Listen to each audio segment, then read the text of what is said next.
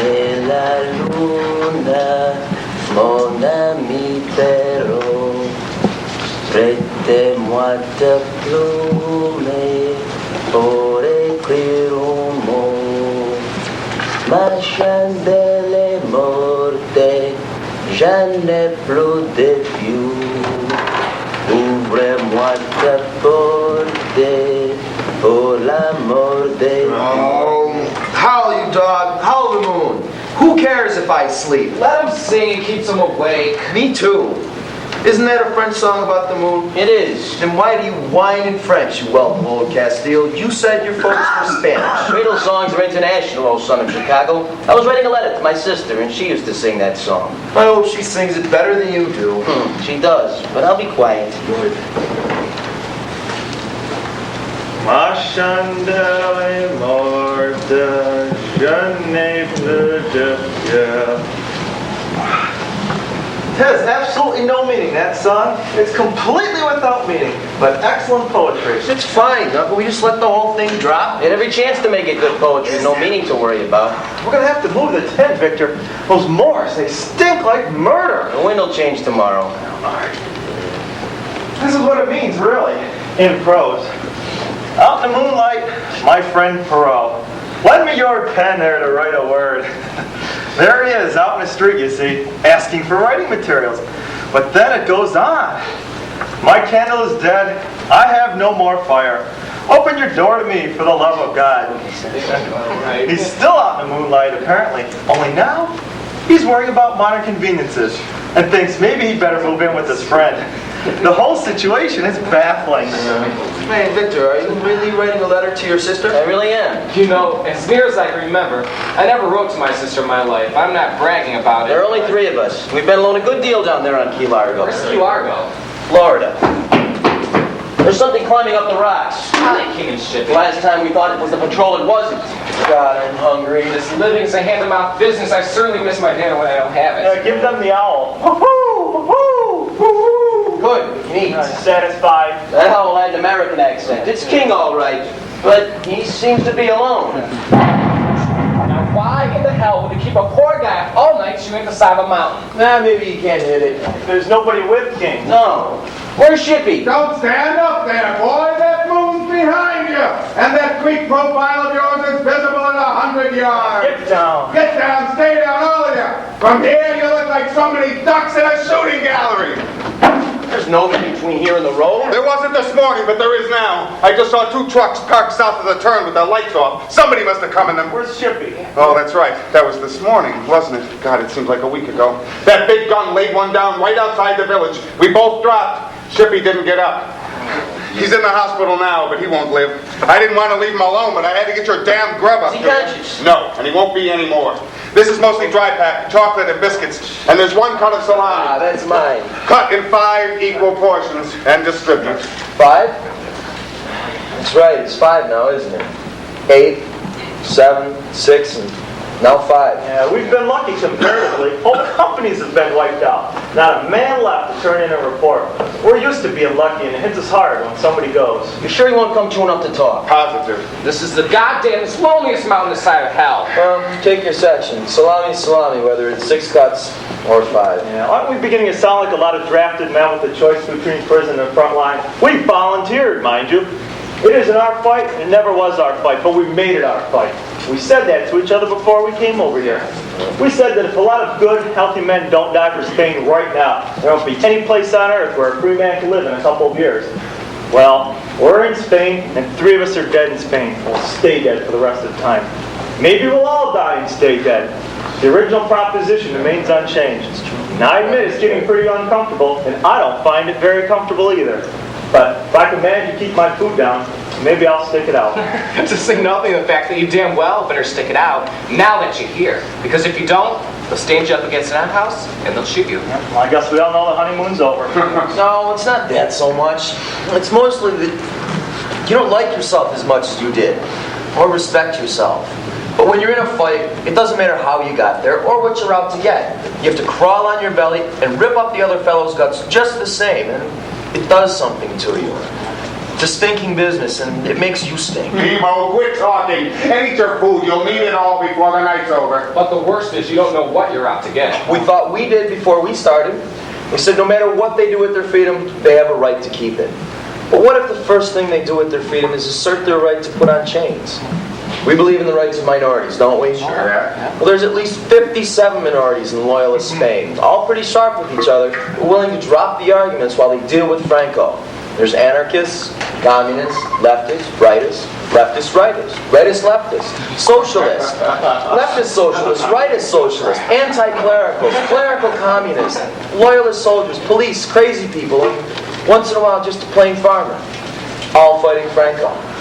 But if they won, and it came to a vote, and one party was in power, would it make hash out of the other 56 varieties?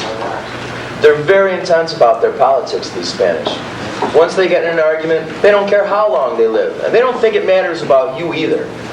Each of them intends to live as he goddamn pleases, and he intends to see to it that everybody else lives the way he wants them to. They may be somewhat intolerant, but after all, freedom's fairly new to them. They don't know how to use it. If there's a good fight anywhere in the world, it's here. Well, Franco's low enough, God knows. When you think about Franco, you think any man ought to be proud to die fighting that complete son of a bitch. Then you think about the bloody mess on this side, and you start to wonder. You wonder, for one thing, why the Red Aku is running our brigade, and why we're likely to disappear if we can't pretend we're a communist. Are we fighting for a democratic Spain to make the world safe for Stalin? Hey, the loyalists wouldn't have got this far without Stalin, and naturally the leaders will take help wherever they can get it. Come on, man, he charges a high price for his help.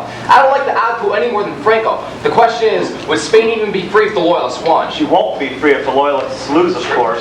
Hasn't it always looked the same, the fight for freedom? It's never respectable. It's led by unscrupulous fanatics, each one eyeing the other's throats. They're followed by a rabble that pulls down all the walls and lets the roofs fall in on them. A lot of people die, good and bad. There's more freedom later for the next generation, there is.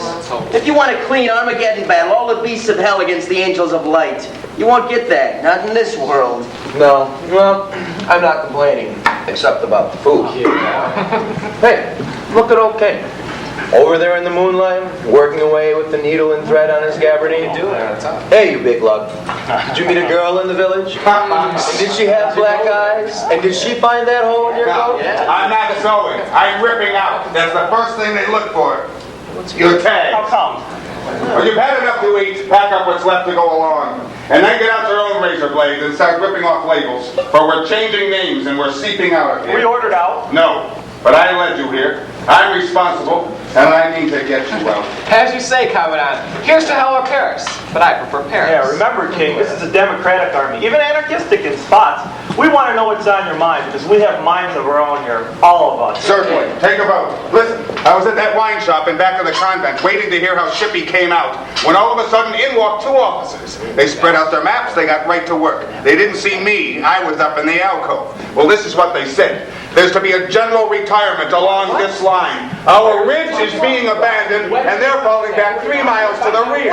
Tonight and part of tomorrow. There's a lot to move, and it takes time. And they want to get started before Mr. Franco's scouts begin to notice. Have we had marching orders? Are we going anywhere? Not that I know of. No, and we won't get any, because we're left to hold the ridge. How do you know? I heard something vague about Hill 4, and how it would take them anyway 24 hours to blast us out of here. And by that time, they'd be dug in 3 miles back. You're leaving us to cover the retreat. And why not? It's good strategy. This salient is way out of line. It could never be held in a general assault. And if not, they'd be caught in that valley and massacred. They have to choose between losing a lot of men and losing a few. And we're picked for the few. Personally, I don't take it. I'm fed up with the war and the whole damn setup from God and Chamberlain on down. That's why I'm ripping a few identification marks and labels off my clothing and seeping out of here, and so are you. What about passports? Well, I hold my passport dear. And I've hugged it pretty close. But not so dear and not so close as my life. Did the man get through with that one? He could try, he might live, but he won't if he sits here and waits. How sure is this? From what I heard, I'd say it's certain. Wait a minute. It means we're gonna die here. Well, you'll think, but when the notion penetrates, there's a reaction. We're stationed here, you know. And I know what for. We have orders to hold the hill. There's no getting out of there. There may not be, but we can leave it and And try. the company's moving back. Who's going to cover them if we're not here? It'll be tough for them. Almost as tough for them if we're not here as it will be for us if we are. And if they're caught, They shoot. Without doubt. But the poor ragged sons of bastards that run this war, how can they keep track of the other poor bastards that fight it for them? Come on, we'll get up some sob story on the way down the mountain. And by the way, if we're going, we better hump it. I want to be 10 miles from here by morning. Once that trouble starts, it'll be too late. So get ready with your packs if you're coming with me. Ignominious exit from our crusade. Oh, Monty, was there ever a crusade without an ignominious exit? The knights in rusting armor crippling home with increments of blood and bone diseases from Palestine, leaving the infidels in charge, as usual. Or the AEF, overseas for democracy, and winning, along with other diseases, Hitler and Mussolini, and this Franco very likely. Isn't this a graver matter than you pretend, King? It's running for your life, that's grave enough. If we go now, it's more than an end to our crusade. It's an end to everything we were. Everything we talked of in your room under the skylight. An end to all meaning you found in the world. We haven't talked much lately. I thought it was only because there wasn't time. But maybe you've changed and haven't told us. I have. I've been trying to hold on when you believe that right wins in the end. It's a little hard to turn around on a battlefield and say the hell with it. But you turned around now and said it. Yes! But right does win in the end. Only if you believe whoever wins is right in the end, because we're losing here and we're dying here. You've been our leader, King. Certainly you've been mine. We haven't been cowards, any of us. But we've let you show the way most of the time. Are we suddenly afraid to die when suddenly it's necessary? Are you afraid? If you are, then it's something that's come about between tonight and this morning. Nobody's afraid to die if he sees good reason for it. Hell, we're not here for fun. We came believing there was some use to it. Maybe some of us believe there still is some use to it. Oh, Victor, I've been trying to hold on these last 6 months, trying to believe that the whole world would rise up and step on this evil that crawls over Spain, and it has risen up and stepped on us. And now I'm beginning to wonder if a cause is sacred when it's lost. Did we volunteer to die in a lost cause? What's gone? What's changed since yesterday? Our cause is lost, that's all. Maybe because there isn't any God and nobody cares who wins. Anyway, if you do win, you never get what you fight for. You never get the least approximation of the thing you were sold on when you enlisted. No, you find instead that you were fighting to impose some monstrous, bloody injustice, some revenge that would end in another war. Why do you say our cause is lost and Franco will win in Spain? Is there news of Franco? Is the war lost for us? We've told ourselves we couldn't lose. Well, we can. This was between the lines of what they said. The officers... The war is at an end in Spain. This withdrawal, it's part of a larger movement. Falling back on Madrid, getting ready to ask for terms, I don't know what else, but the end. Now then I understand you. I should think you would. And the war's over then. That I can't swear to. It was never said, only by hints, indirectly. But I got it, enough to convince me. I never thought of that part of it. I never thought of the end. So it's not only we cover retreat, but the war is lost and we die for a lost cause. So, come on, get your duffels, back up with me and we'll leave. Look, we were children suckled in one of these nutmeg alma maters, and Spain was a bugle call. Up and to Spain and save the world! Oh, well, Byron went out to Greece about 100 years ago and died in a swamp of the fever. Don Quixote went out against the windmills. It was a Spaniard who knew his Spain well enough to write Quixote, and we should have read it. Look, I know I'm a turncoat. It was my romantic notion to save Spain, and I was eloquent about it. Maybe I thought I talked like Rupert Brooke. For all I know, maybe I thought I looked like that poor Galahad of Gallipoli saving heaven for the angels. But the best I can do now is be fairly honest about it and get you out and get myself out. They say there's just one test for whether a man's a fool.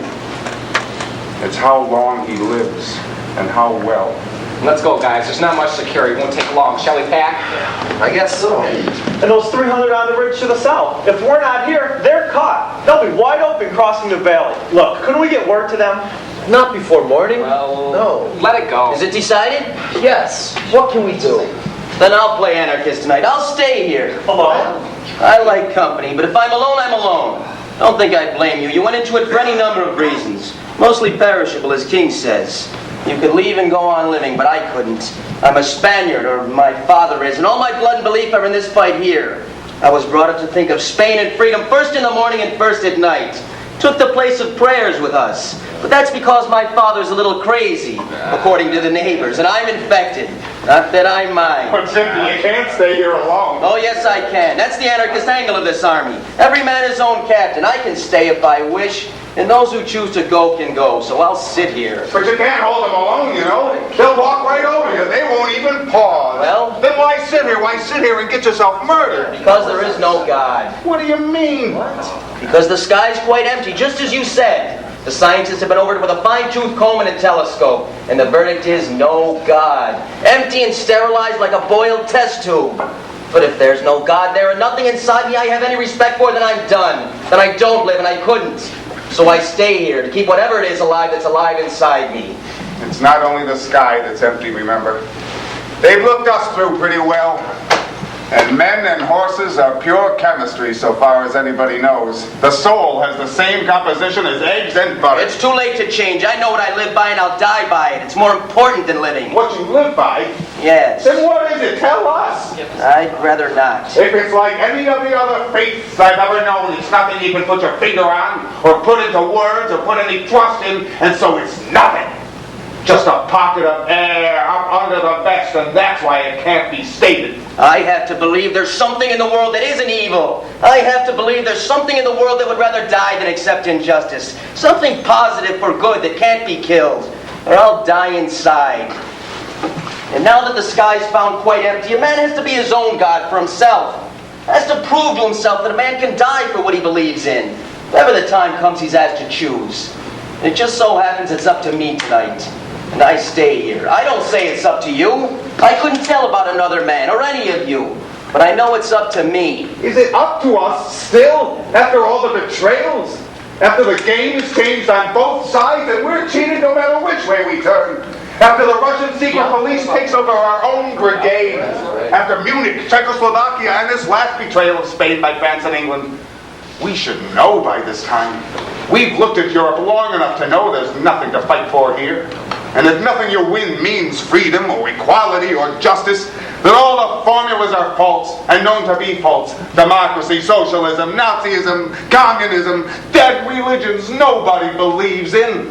Or if he does believe, he's quietly made use of by the boys who long ago learned better and believe in nothing but themselves. Let it end. Let them end it. These idiot ideologies that snarl across borders at each other. Stalin walking his swamps in blood. Hitler's swastikas in blood above the lintels. The English and French desperate because everything has failed. Life itself has failed. And capitalism, and they may even lose their colonies unless God can be revived. And here in Spain, Franco will win in Spain. They'll see to that. But if he didn't, Stalin would win in Spain. And it's one blood purge or the other, but it's never justice. Only the rat men ratting on each other in a kind of rat despair. Oh, it was a dream we had. All a dream in a dream world of brothers who put out a helping hand to brothers and might save them. Long ago, men found out the sky was empty. It follows that men are a silly accident. Meaningless here on the empty sky like a flag on the moon. As meaningless as an expedition led to take possession of it. In the name of Marx, or maybe democracy, or social justice. But why should we die here for a dead cause, or a symbol, on these empty ramparts where there's nothing to win, even if you could win it? Yes, but if I die, then I'll know there's something in the race of men. Because even I had it, that hates injustice more than it wants to live. Because even I had it. And I'm no hero. That means the Hitlers and the Mussolinis always lose in the end. Force loses in the long run and the spirit wins. Whatever spirit is.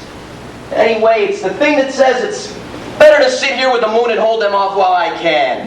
If I went with you, I'd never know if the race was turning down again. To the dinosaurs. This way I keep my faith in myself and what men are. And in what we may be. Well... Oh, I know this all sounds priggish. It's the manly thing to joke in extremis. But just for the record, let it stand. Now we'll forget it. If you won't argue, then there's no arguing. I only wish that we could all stand together. Are we ready? 1 minute. I guess I'll stay with Victor. Yes, I'll stay. I'll stay too. Well, it's Nemo and me then. No, I can't go. With the four of us, we might hold them off long enough. Well, at least while the shock troops got away. By God, we might with the four of us. Yeah. Oh, well, it seems that nobody needed my advice. I could have saved a walk up here and down. Why, you goddamn fools! What do you care what the Sunday school teacher say if you can live? That's all right. It's not cowardice, you know. It's plain, common, everyday horse sense. It's not me that's crazy. Don't you see I can't save you? But you can save yourselves. And if you don't, I'll run from you all like a pack of ghosts. But you shouldn't. You shouldn't, King. Why can't you think of us as among the fortunate few whose lives have had a meaning right up to the end? Not as heroes, just ordinary fellows. Who ate breakfast on a certain morning, then ate lunch and dinner. Slept exceptionally long that night. As why shouldn't they? Well, is there anything I can do? You were writing a letter. It isn't finished, and it wasn't important. Give me your hand, though. Goodbye.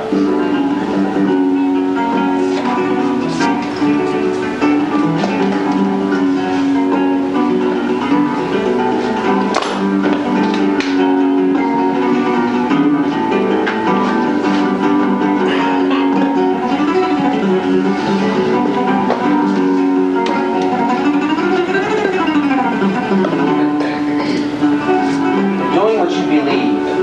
That's all that matters.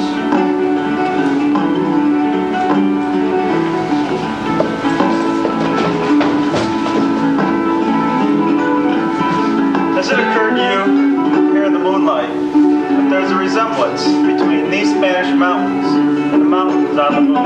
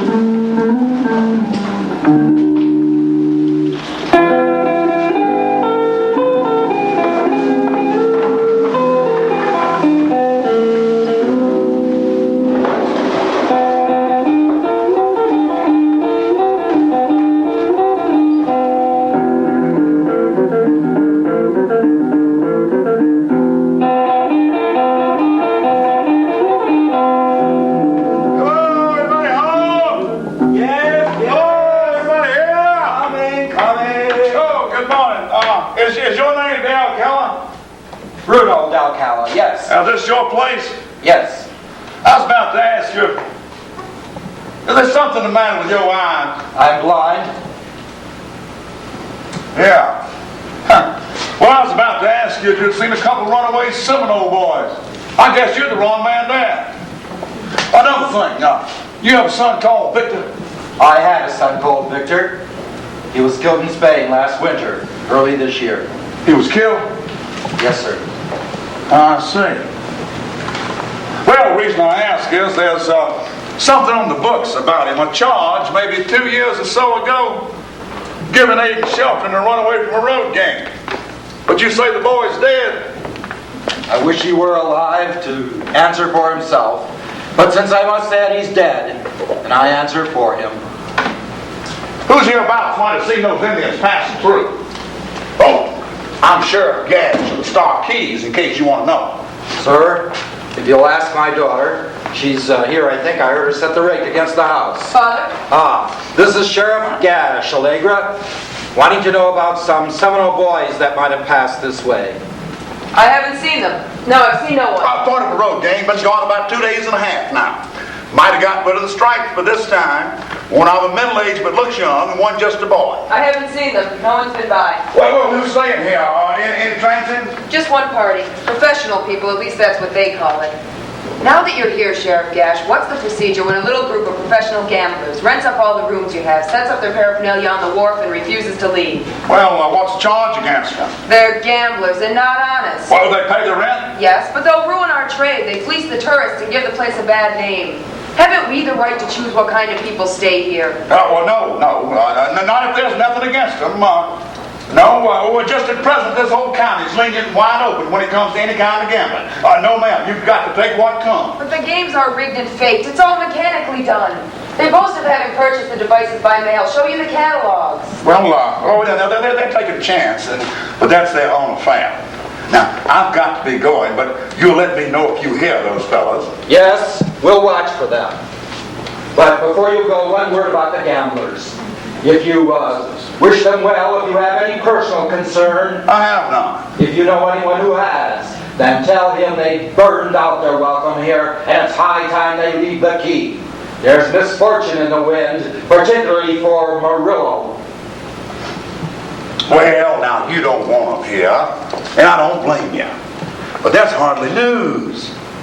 The law can't deal with prophecy, you know, only with the facts. If we should have to wait for what you'd recognize as facts, your friend might not thank you. Who said he was my friend? I beg your pardon.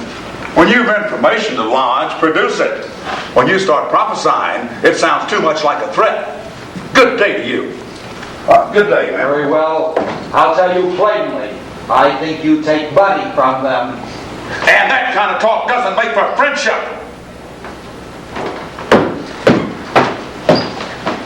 Murillo will leave, no doubt. It must be dangerous for him when he's known, and he'll soon be known here. Give me the basket. I'll carry it. Let me be useful in my darkness, or seem so, yes? Here. About those Indians and the sheriff. Yes. I lied to him. There are 2 Indians hiding underwater behind the mangrove swamp. I saw them from the clam flats yesterday and again today. I've just come from there.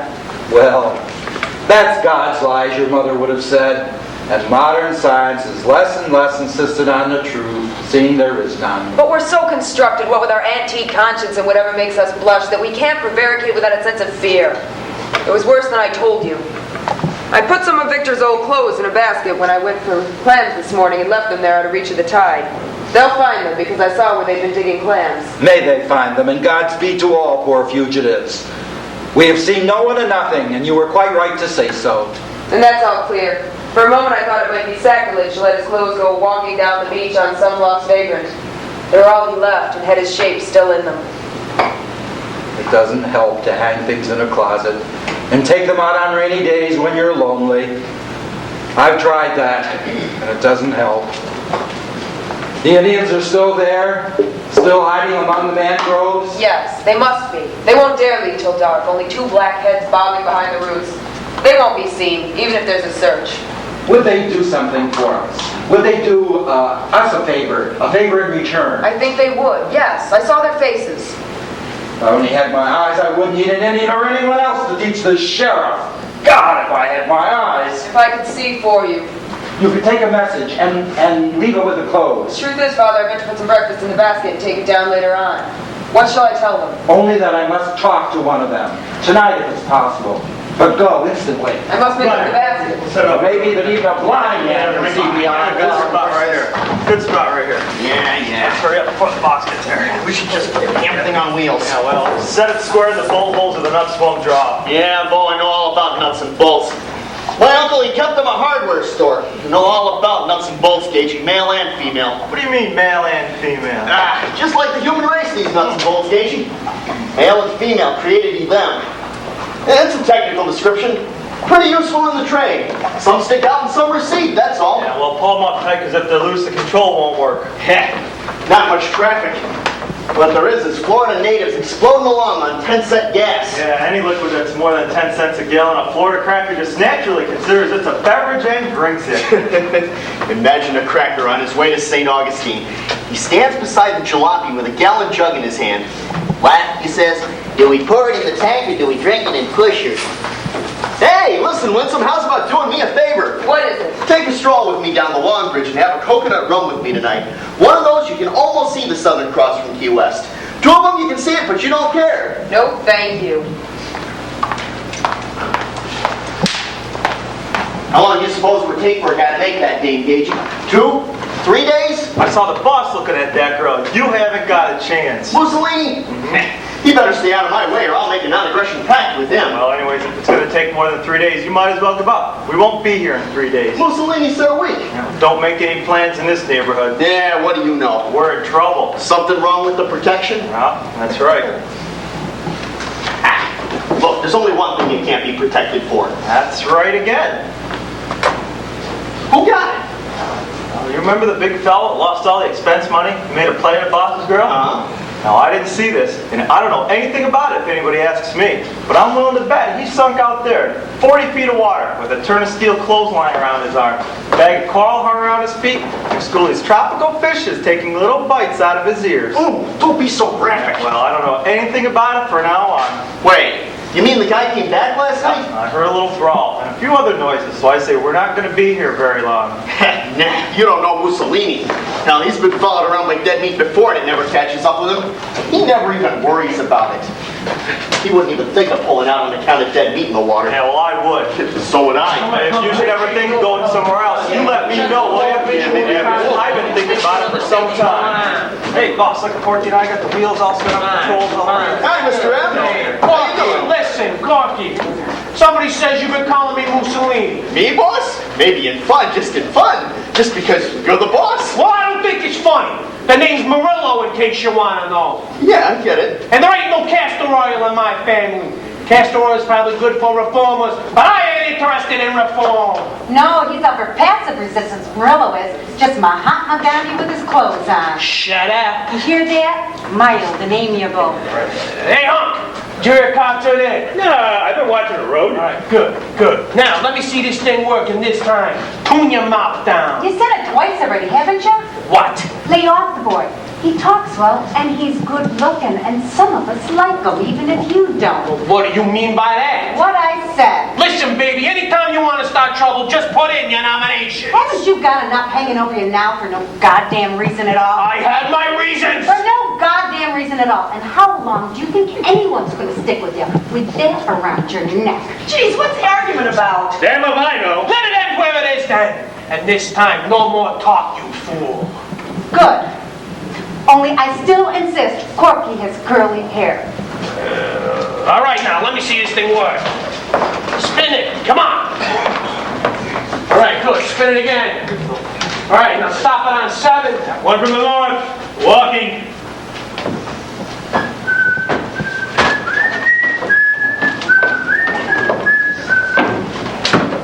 Looking for something, neighbor? Yeah, can you tell me who lives here? We all live here. What the hell's he dressed for? Well, thanks. See where he goes. Just throwing. What kind of uniform is that? Whatever kind there is, there's a gun that goes with it. Ain't no variety of state trooper I ever saw, and I've seen several. I think he's snooping on us. Why would an officer be walking? I never knew an officer to walk when he could ride. He just must be a soldier out of a job. What the hell? Yeah, what? He's taking his shoes off. What? His feet must be tired. He's fixing to wash his feet in the Gulf of Mexico. Well, I guess we don't gotta worry about him then. Hey, there's a car coming in. It's a Packard sedan. 2 women, 2 men, just looking around. It's a Packard 12, by God. Got plenty of money and looks as if they carried it. All right, now get ready. Get those chairs around here. You girls get on the sides. Come on, move it, move it, move it. And this time, keep your mouth down. Just what's been rehearsed. And if you can't remember your lines, keep quiet. I run this show alone. And just so happens you haven't quit anything yet, but you will. You go on trying. Now look in here, look in here. Oh, don't you just throw them out? I'm going to stay here all the rest of the time.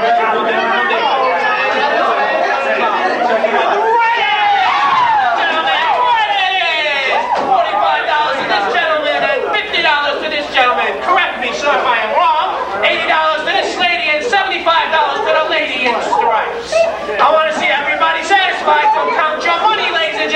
Count your money. A satisfied customer is the best advertisement for an established house. Correct, sir? Man, look, I want $80.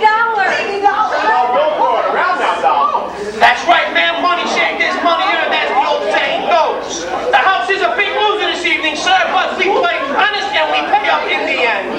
You know, when I bought this here wheel, folks, they told me that the house gets a percentage in the end. Now, you know, I'm dependent on that, but win or lose or win, we play the game honest and we pay up in the end. Correct, madam? Oh, yes, sir. What job? This is where I spend the day old job.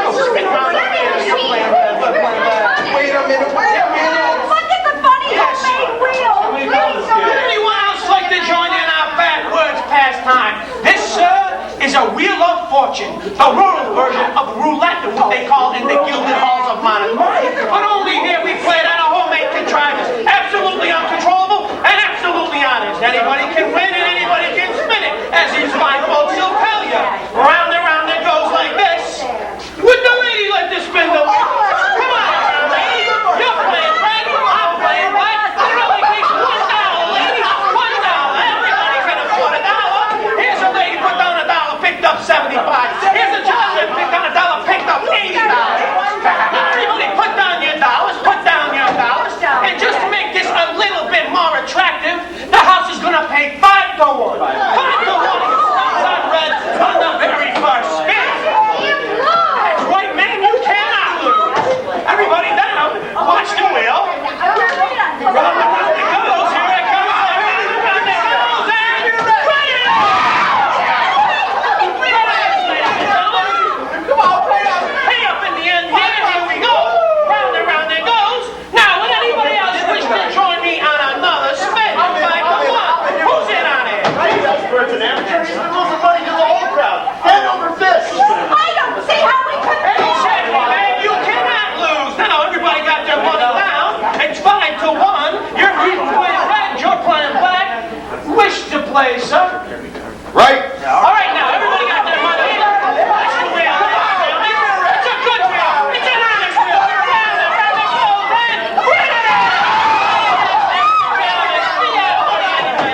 I'm supported by specie and merely uninflated as Barnum would always say.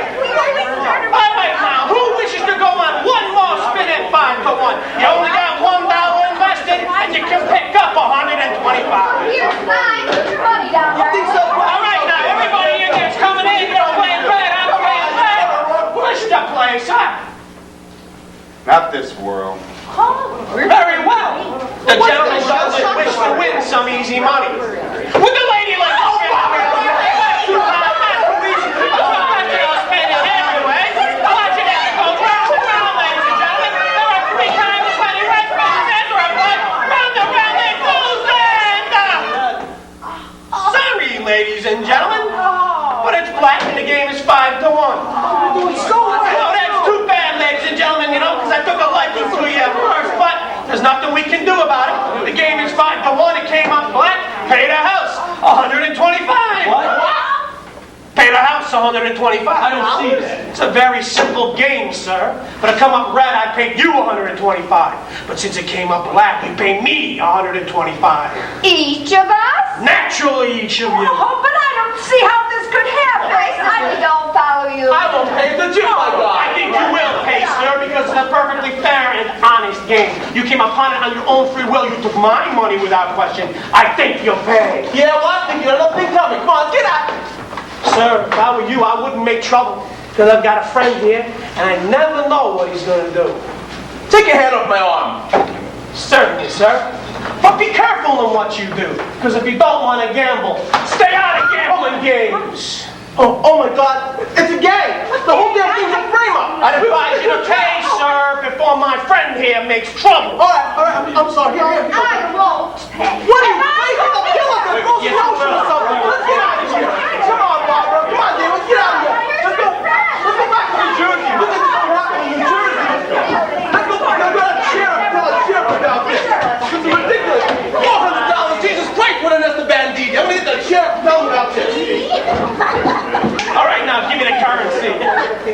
Now, Where's that son of a bitch that took the 30 from me? He was right there just a minute ago. He's too goddamn good looking for his uniform. I'm gonna get that 30 out of him if I gotta melt that out of this teeth. Gee, we always say the same dumb thing. What a darling place. But really, darling, I just want to stay here all the rest of the time. My God, it's a gang. We walked into a trap. Hey, honey, don't I get to keep any part of this? No! You watch me taking $400, you think Christ is risen. I merely asked. And you're asking just a little bit too often, girl, and I'm getting sick of it. I merely asked. Tell me. All right, now, get out of here for a couple of seconds, just in case those New Jersey clubs get back. Come on, Corky. Move it.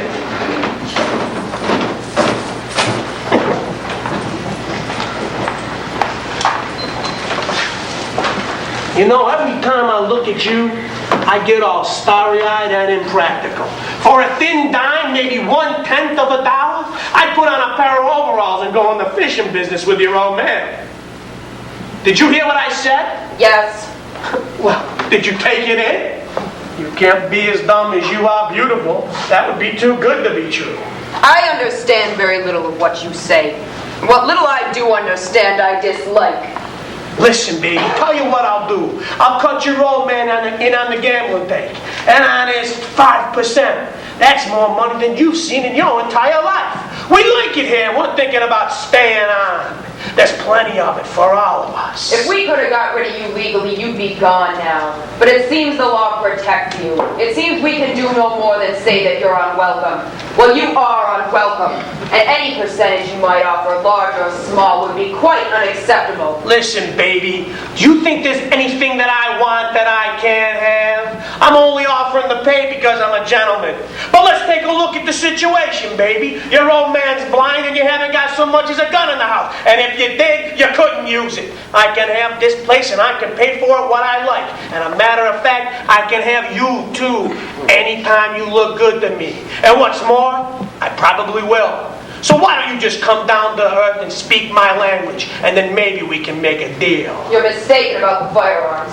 I have a revolver and I have a rifle, and I handle them both very well. Now you're talking, baby. Now I got some respect for you. But I have none for you. You will have, baby, you will have. Because that's the way it is between men and nations, baby. The man with the most guns and money wins. Because that's what the nations want, and that's what the women want. Don't count on it too much. Why not? I don't know what you wanted or what you want now. But whatever it is, you'll never have it. They all come around in time, baby. They all come around in time. But not to you. Nothing will come to you. Listen, if you think you're going to make a noise and somebody's going to come and then I'll be in trouble, don't rely on it. Go ahead, scream, and somebody's just going to turn over and say, hey, that must be Murillo and his woman. Why the hell can't he keep his woman quiet? And then pretty soon you won't mind. And then pretty soon you're going to be asking me to come home early nights. Because that's the way it goes between a man and his woman.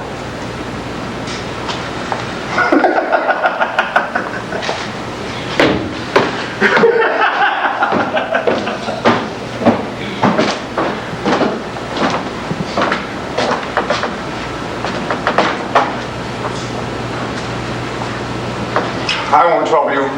I was just passing through. Father! Father! You called me? Here, in broad sunlight just a moment ago, I saw someone from Spain. He's here now? No, he's gone now. Who was it, Allegra? It was King. King McLeod, the boy who went out with Victor. Or maybe I've begun to see his ghost, but I thought I saw him here between me and the water. My eyes still dazzle with it. And I heard his voice, or I thought I heard it. There was definite word. Wasn't King reported dead? Yes, with the others. And you've never seen him? Only his picture. Never his face till now. Never till now. Well, perhaps not even now. Why should you see a ghost of this one lad that we never knew? The old reason. The same old reason one has for seeing ghosts. Because there was someone that I wanted to see and never could. When Victor went away, there was a little snapshot of King left lying somewhere in his room. And I picked it up and put it in a frame. And as years went by and there was nothing to love among the faces that passed along the quay, that picture and frame became an altar where I could say a prayer at night and morning. Something to give a meaning to a girl's day. He was the brightest, the proudest, the one they all loved most, and who figured most in all the letters. But I'm punished for it now, wanting him too much, and seeing him between me and the sky. Whoever it was no ghost. There was someone? I heard him, heard his step. The same step that passed by a little while ago.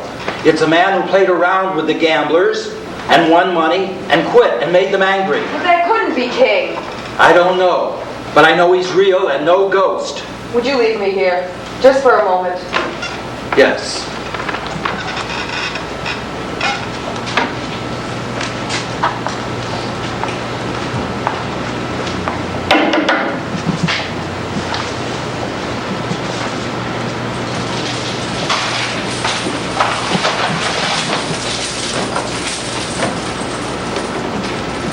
You're Allegra Dalcala. Yes. Is there no one with you? Have you come alone? Oh, I've come alone. Why is it only you? Out of those who went to Spain? Yes. Perhaps because I'm the only one alive. You're alive then. My name is King McLeod. Your brother Victor and I joined up with the Loyalists in April 1937. He was killed and I sent his letter to you. Yes, it came, unfinished, in superscription written in a strange hand. That was my writing. Yes. 8 of us had gone out and 1 came back. And as the sole survivor, I've taken it upon myself to bring back reports personally to the nearest of kin of each to say how it was they died. No one else could know. If it's not too close to you or too far away or something you'd rather not hear. It's one of those hurts one would rather have. Much rather. It's good of you to come so far. Well, I've had my own reasons for that. I feel responsible in part, having led the boys to Spain, having recruited, and having escaped alive. It's for that reason that I'm here now. Because it came to a choice, to a question of illusion or disillusion, and Victor and I were not of the same mind on that. No, that's not why I came. I came here because there's little that's worth doing in this world we live in now, and to say a last word for certain gallant men who died gallantly in an unselfish cause seemed to make more sense than merely to earn a living. I understand. It's more than we hoped for. I came here last. The others were mostly from the north, from New England. And this seemed a long way south, almost out of the world, at least the world I've known. But it was Victor whom I'd known best and loved most and felt sure was most loved at home. We did love him and knew that he'd know how to die well if it came to dying. But to know just how or where, well, that's almost as if you saved a trace of life for him too. And that's a thing so precious one can hardly give thanks. My father will want to hear. Shall I call him? Well, it would be easier if I spoke to you for a moment. Of course. I have told this all so often, and yet the oftener told, and the longer in between, the harder it is to bring myself to begin. I can't help knowing that it's a shock to see me wherever I go, and I can't blame them, mind you. They look at me and they say, he's above the earth. He walks about and breathes, and my boy's dead, and might have been alive like him, but is dead, underground, and beginning that long cycle of being dead forever. You thought of that when you first saw me. You looked about for Victor and then looked back at me. No, for at first I thought you were a ghost. I've learned this much, that I'm not easily forgiven. Forgiven? But it's not your fault and couldn't have been that some came home and others stayed in Spain.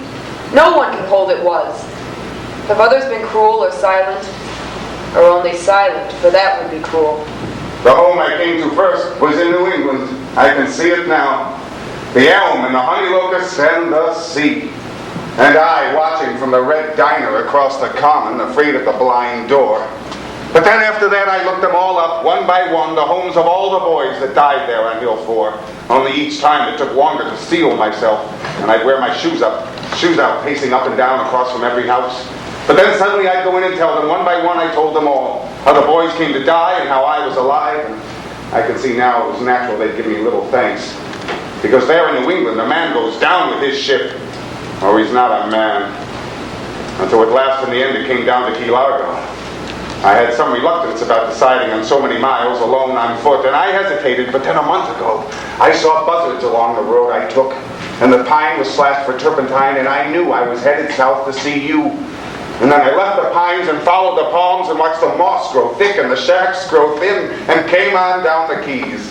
Do you mean to say you came without quite knowing what roads you had taken nor why you took them? Something like that. As if some compulsion lay over you. Have I said so? No. But how have you lived? Well, it's not so hard to get money if you don't care how you get it.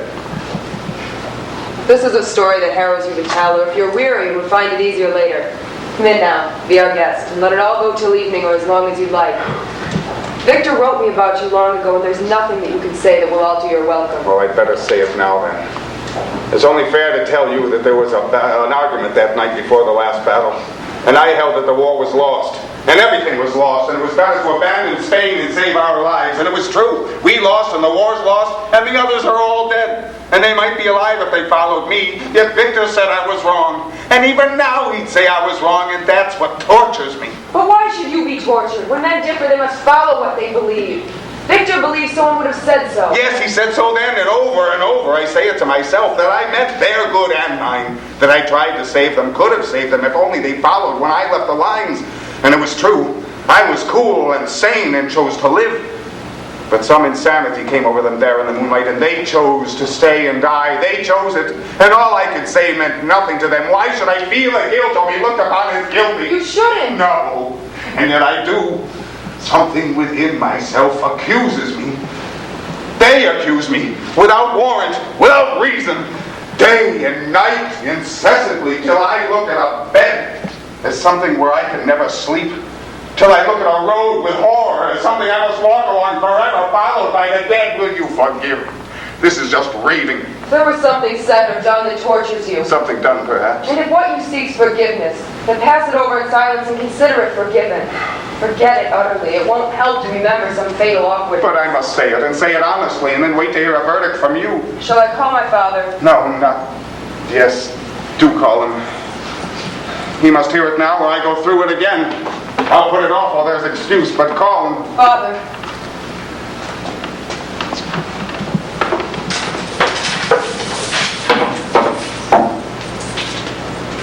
This is my father.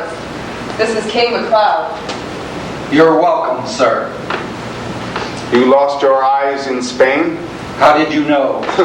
Victor told me. My God, I shouldn't be here. I should be anywhere else but here. I am all men, but I had to come. I've tried everything else and everywhere else in the world before I came here. God knows you're welcome here. This was all pretense, this tale of having told you I'd come here out of sentiment to let you know how Victor died. I came here to make my peace with myself, or you, or someone, maybe with those who died. Came here for penance and expiation, driven by an evil that must see the light or strangle me to death working inside. You'd rather I were not here? I'd rather you were. Only I find it hard to meet men. And you were the man I feared most to meet. Victor's father. Oh, sometimes I found myself perhaps on an empty street, somewhere in a little town on a Sunday morning. And then if a man came walking toward me, I'd cross over quickly and turn my face away, study the windows to keep his eyes from my face, and meet my own eyes there in the glass, running away from him. What can we do to help? Oh, maybe you'll find a way. He was all right, you know, when I first came from Spain, when I first came back. It was all right. 8 of us had gone out and 1 came back, and I was that one, all right. But it wouldn't let me alone. I sent you the letter, the one Victor wrote, and I took a job and was fired.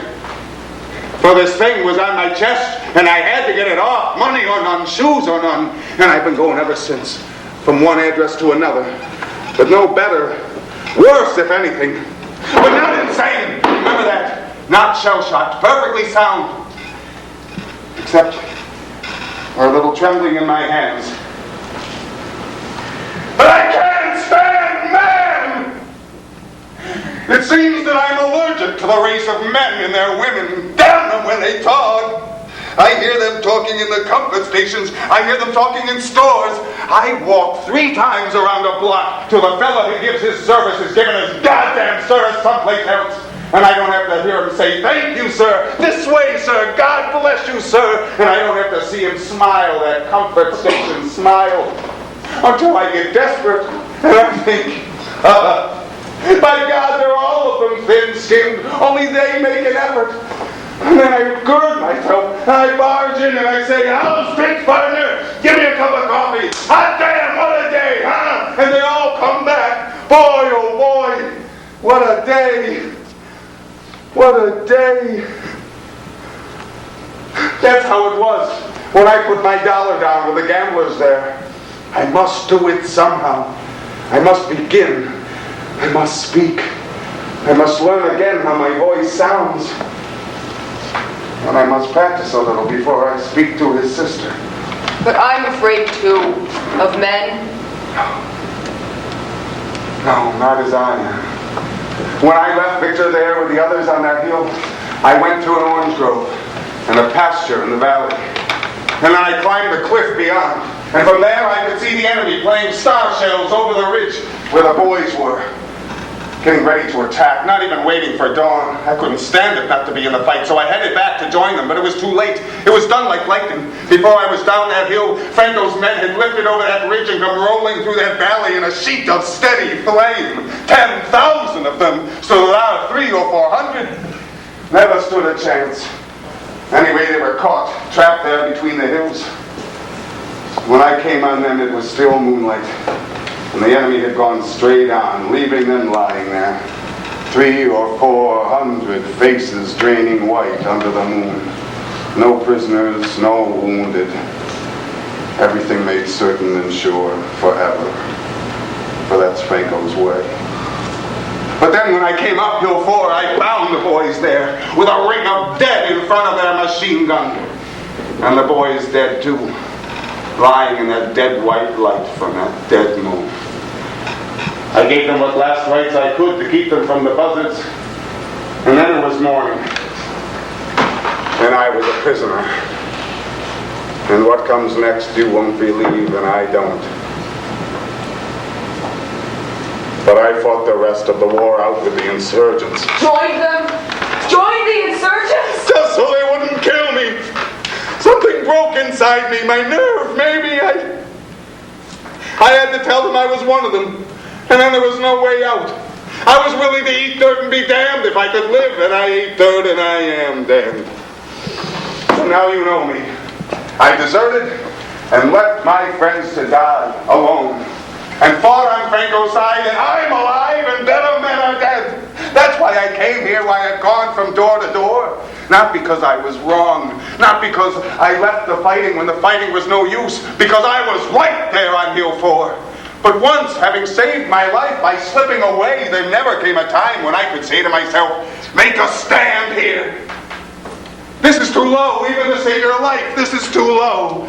So I went on and down, keeping myself alive until the very maggots cleansing the earth took more pride in their work than I in mine or in myself. It's Osceola, one of the Indians. Please, my father says, whatever it is that you wish, we will do it. Only ask that can only be at night. Do you know the second buoy? The second glass buoy beyond the second weir outside the beach? Yes.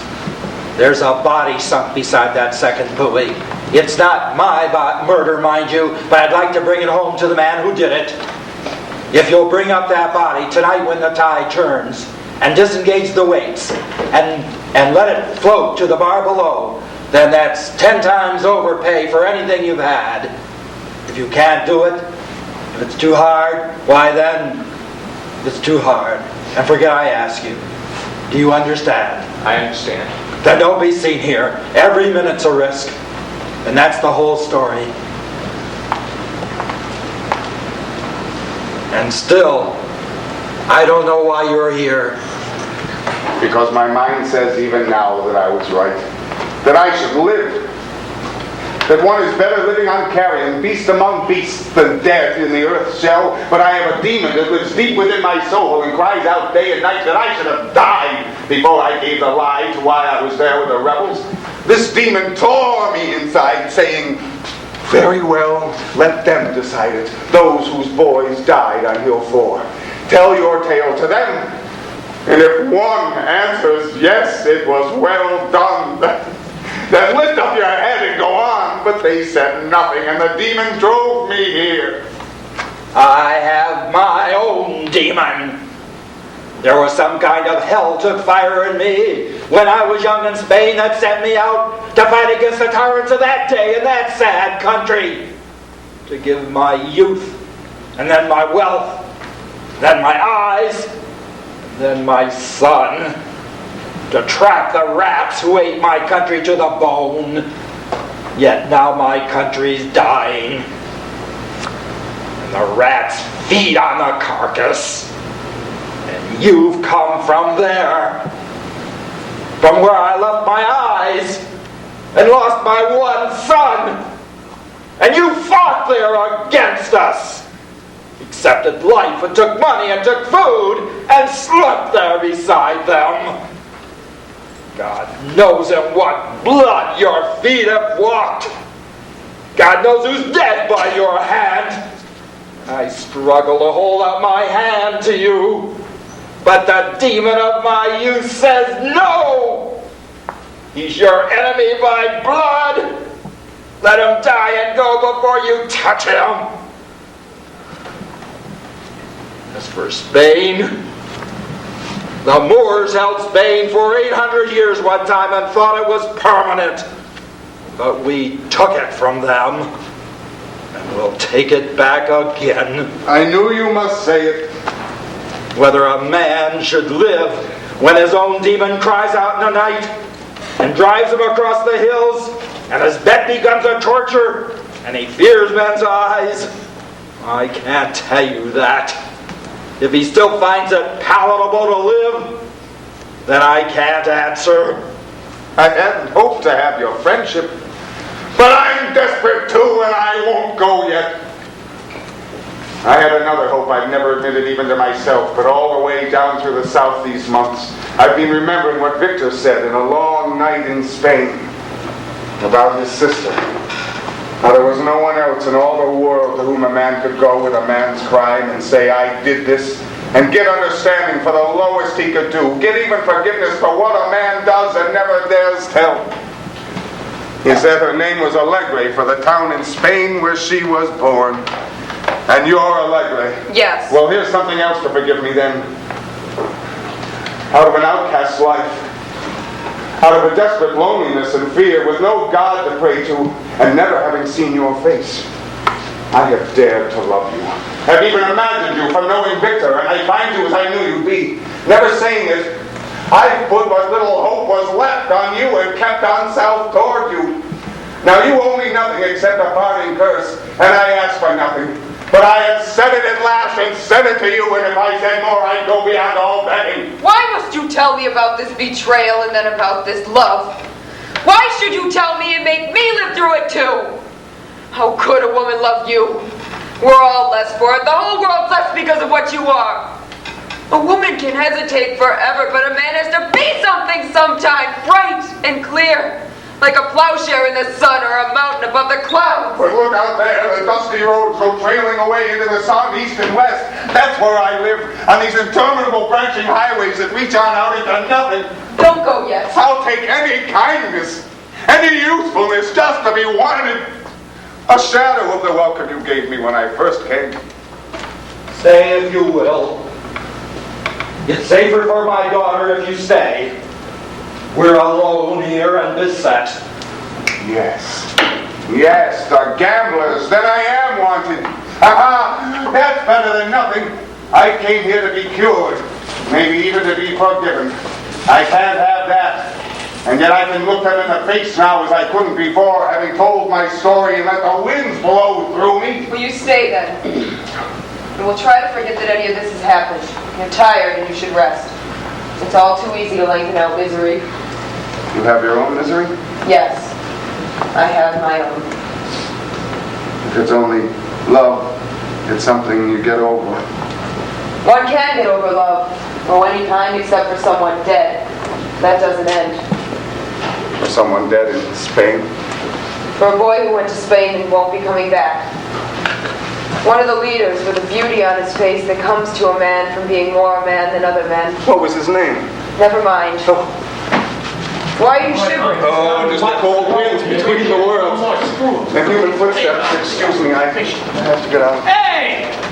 Wait a minute, big gambler. I want to talk to you. What about? Well, it just so happens that you got 30 of my dollars, big gambler. You walked off with 31, but one was yours in the first place. So you can keep it. Pretty neat trick that was, coming in and out of a come-on game like that, but only I want my money. You don't get it. Whatever's mine, I get. Look, I heard you say if you don't want to gamble, stay out of gambling games. That goes for you. Well, who the hell are you? A soldier. And I came out of Europe in a bad year, say 1939. And I'm engaged, like all men alive, in hunting for my grave.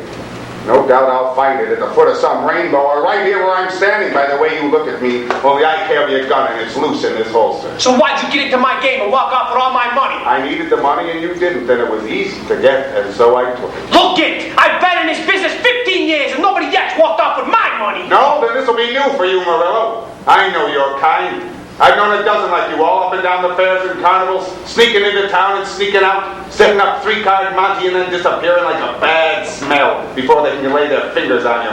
Always 3 steps ahead of the law. Always an eye on the exit. A species of gangster rabbit. But don't threaten me with that hand on your gun. You know your shifty game too well to make a noise. Well, it just so happens that you got me wrong. I know what you mean personally, but I've used a gun before, and I probably will again.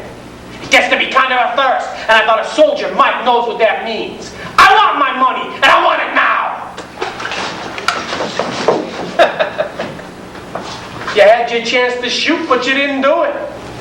In my game, you learn there are 2 kinds of men. Those who are not afraid to die and those who are. Those who are not that dangerous. Those who are, well, you learn how to handle them. You pick them out in the crowd and you pick them fast. And you can't make mistakes. I don't make mistakes. Maybe you'll find your world is oversimplified. I think you'll find there are more than 2 kinds of men. Just for example, some of us can think. Some of us have nerve reactions beyond the solar plexus. Look it. I've got this trained on your belly, see? And if you kill me, you die. I'm not afraid to die, but you are. You're all afraid to die, all your lives. Afraid of your gods, your churches, and your laws. But when a man comes around who's afraid of nothing, a man who's just as shoot you, then look you in the eye, and then spit in your face after it's all over, because there are no ghosts. Because men follow that man. Men do what that man tells them. Men do what I tell them. You're all going to do what I tell you. I've seen it plenty. You poor, darkened, Ophidian mind. What kind of triumph is there for you or me in killing each other here over a poker bet with spectators looking on? Isn't there any other way you can make yourself believe you're alive except by holding a gun on another fella's guts and daring him to shoot? You're a fool, Murillo. If you rated me on the 10-year-old's IQ, you'd have other satisfactions. But you better watch Hunk. Watch out for your jumpy gun, man. Drop it! Stalling for time, no doubt. You think it ain't. When he's not looking, I'll get him. Then I'll call the police. Well, times have changed in the matters of police and what they can do for you. The whole damn world's different. Here on Key Largo, I say what's what. Go ahead, call the police. See what they got to say about it. You probably haven't noticed that the bars are down and the water's over the seawall nowadays. You get what you pay for, and you get what you can take. No questions asked. Not here, not now. Remember, the trigger's pretty delicate on those Army models, so let go easy. And now give me the gun.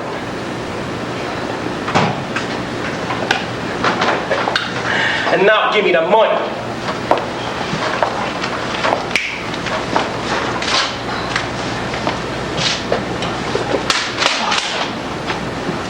What do you gain by that?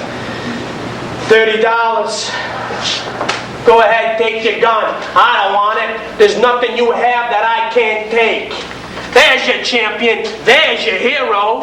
Now, I've already paid up 2 weeks protection. Here's 2 weeks more for rent. We like it here. We're staying on. Hey, there's a pack of monkeys coming in.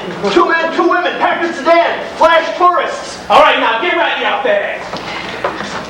Yeah, you too, third round. I'm about to lose a couple of stooges, and I could use an understudy. Get in there. Look interested. All right, now, ladies and gentlemen, the house is losing money fast this evening, but we pay up in the end. This is a good wheel. It's an honest wheel. You're playing red. I'm playing black. Watch the wheel, ladies and gentlemen. Here's a lady put down $1, picked up 75. Here's a gentleman put down $1, picked up lady. Round and round it goes. It's a good wheel. It's an honest wheel, ladies and gentlemen.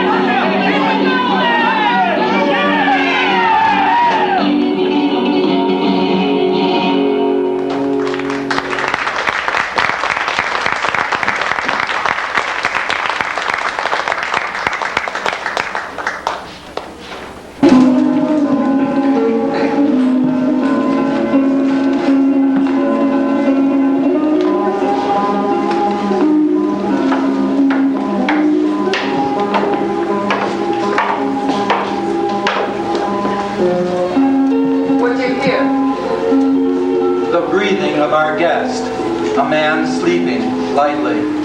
His face is toward the wall by the way the sound comes to me. Yes. The tide's 3/4 out by the clanking of the chain where the boat's tethered. Murillo and the others are holding some kind of conference in his room. One of the women's crying. Out on the Gulf, a government cutter's heading this way. No, it may be a fisherman, but a Chrysler engine too new for a fisherman. A mother porpoise blew at the wharf a moment ago, and the calf came up after her. The eyes can only look one way at a time, but the ears reach out in every direction. It makes for a full world. Do you love him still? Yes, but he must never know it. When you love, is it better the man should die and keep his faith, or lose his faith and live? I can't answer that. Can you wish him dead, only nobly dead? Why do you ask me? Because I don't know. I've thought so long about it. I don't know. Because I lost my eyes fighting against Rivera in our Spain. And now Rivera's dead and I'm alive. Only another and worse dictator rules in Spain. And our victor's bed stands empty. And we've lost. And we're here alone. Father. What do you see? A man. You're sure it's a man? Yes, but bent over, bent completely double and without a sound. I can't be sure now that I saw him. Don't be frightened, Allegra. He'll appear soon, and no doubt he's wearing Victor's old slacks. It's the 2 Seminoles that you befriended. How can you know? An Indian walks that way. Nobody else. Come in. I'm sorry to disturb you. Come in if you wish. We'll stand here out of the light. It is not good manners to say your thank you and ask another favor all in one breath. We're thankful for the clothes and they've saved our lives, but we must get off Key Largo or our lives aren't worth much. There's no boat in the inlet beyond the beach and it's probably yours. We've caulked it with Spanish moss and we think it may hold water as far as the Everglades. Take it, man. It's yours. We'd forgotten it was there. But you have no oars. Oh, there it is again. If we had a knife, we'd soon have oars. I hope that's the end of it. There was one here. These are all unused things, and it's better that you should have them. Before we go, we floated the body and it went down the tide 2 hours ago. It would have missed the bar, but we swam after it and shoved it up by hand where the flashing light shows off the reef. It will be seen by the fishermen. Now it's my turn to wonder how I'll thank you. This may save us. Is there anything else? Nothing. We'll have to start. The night's not long enough. There's a boat with a flashlight playing on the house. You better wait till it's gone by. Sit down. Thank you. We'll wait. Someone's rowing west along the quay. It's not a stroke, I know. Whoever it is, he's not coming here. I was in Oklahoma. There are 10,000 Seminoles cooped up on a reservation. It was Andrew Jackson moved them there. Those he could get his hands on. I was born there. I taught there 20 years in the Indian schools till my wife died and my boy was a man grown. But all my life I wanted to join the poisonous remnant of our tribe in the Everglades that Jackson couldn't catch and had to leave here. The Oklahoma Indians sit and they look at the reservation fence, take their handouts from the government, and die out like the buffalo. Good riddance to an obsolete animal. There are too many men, even when they're white, and the Indians just too much. Feed him, God damn him, and let him die. We left to find our brothers here in the Everglades and shake the Indian office. All my life I've taken charity. I've seen my race take charity from a race it hates, a race that hates it. I named my boy Osceola because Osceola struck back in his way, the only way he knew it couldn't be conquered. I left his sons here in the Florida swamps unconquered. They live badly here, no doubt, but they live as they please. Tell them, Osceola, what is it to be an Indian? It is to be a dead man, bereft among the living. It is to be a ghost, bred in a tribe of ghosts that haunts its murderers. It's to be a symbol of all lost causes and how soon they're forgotten. It's to be what I am. But why were you on the roads? What do they have against you? We were out of money. They picked us up as Negro vagrants and put us to work in the gang. Do you know the Everglades? Is there anyone there you know? No, but we'll live. We'll live on what there is. They seem to have broken up the conference, and some of the gamblers are headed this way. We'll start tonight. Good night, and I won't try to thank you. We're even with our thanks. Good night. Good night.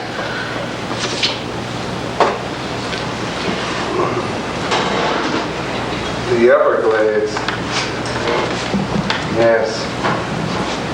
Well, I know who I am. You were dreaming, sir? Yes. There's the rat tail end of a long dream just slipping over the lip into that grand, grand canyon where we lose what we don't remember. Only in my dream, I dreamed there was an Indian running away to the poisonous Everglades so he could be free there. But in my dream, I knew this Indian was myself. And when you think of it, the Everglades are exactly what a man wants. If ever there was a refuge where they can't find you, there's always something to eat and it never freezes. And the wild white birds nest silently unobserved 10,000 years. It's the Everglades. That's the end of dreaming. That's our home. Only it happens there was an Indian here who was escaping into the Everglades. Then it wasn't a dream. But in the dream, Alegre became the Everglades. And I came south to find her, nesting silently with those wild white birds. But there were no oars. The one knife was one that once was Victor's, and they cut me off. Get out of here. They're here. Well, this is a delegation, the Three Rats. Oh, yeah? Oh, excuse me, I've lost my right to insult his underlings now that I've been insulted by the satrap, taken his money and done his work for him. No, I'm referring to the human race in general as rats. Remembering the research fellow in the laboratory who tested the rat brain. Remember him? He put a rat in a cage with little doors that didn't go anywhere, except for one that had a circle on it. Behind that door there was food. And so the rat learned that if he jumped at this door with the circle on it, he could eat. And no other door would do. And he jumped at that without a mistake for a year and ate, by God. But then the experimenter fixed that door so it wouldn't open. And the rat jumped and banged his head and jumped again till he was bloody around the top and sick. And when there was never anything to eat and the circle was always wrong, he lost his mind. His poor rat mind. Because it was just beyond him, you see. The circle should be right, always had been right. There should be something to eat, and it wasn't there. So he went mad. All up and down the room, white rats in cages, butting the wrong doors and bleeding at the ears and going mad. Because the problem set baffled the small rat brain. After that, they ran in circles, bit themselves, and were quiet. And then men did what they pleased with them. They'd had enough. We came about the new rules. What rules? The rules here from now on. He's got them down there. Corky's got them. Yeah, nobody's to leave the house without permission. Tonight? From now on, and after sunset, nobody leaves the house without permission. Permission from whom? The boss, Murillo. Curfew. Yeah, that's what it amounts to, curfew. Curfew and concentration. But let's review these rules for a minute. Maybe they're not feasible. Suppose the commissary wanted to send out to get supplies. Well, then you make a list, and we do the buying. I'm to make a list? And we do the buying and all that. And one more thing. Yeah, and one more thing. The boss, he likes the accommodations in the house. So from now on, the boss will sleep and eat in the house, and the stranger will sleep in the cabins. They'll run out of doors, you know. And those with unlimited intelligence never see more than 2 or 3 doors, and those shut up on them young. You jumped at the door with a girl, and that's a little stale. That's no answer. Now you're jumping at the easy money, the dollar sign. You live by that. But when the author of that experiment nails that door shut, and you jump and break your head, and jump again with blood in your eyes, and end up breaking rock, then all doors are shut to you. Then they're made of steel, and there's no use jumping. Then you're just a little bit sick, and they bring you your beans, and nothing much matters. What are you trying to do? You trying to make us jury the way you are? Yeah, that's the idea. Go count your own beans. There's nothing biting us. We're working perfectly legal and straightforward. Go back and serve your time if you've been taken. Get it over. It must be pretty obvious if a hunk of beef can look and put his finger on it. Look, about those rats, size doesn't count, understand? Big and small, it gets them all. We'll see about that. We'll see if size counts. All right, that's it. That's all. We're going. Will you take back a word from me for the man you call Murillo? That's his name. It's also what you call him. There's no need for any word back. But tell him, if you will, that his conditions are acceptable and we make no objection except to the last. The stranger, as you call him, will continue to eat and sleep here. The man Murillo will remain where he is. You tell him that, not me. What he says goes. But take the message. Hell, I can tell him what he said, but take it from me. He does what he wants. I leave you that illusion, and he may keep it too. Good night. What must I do now?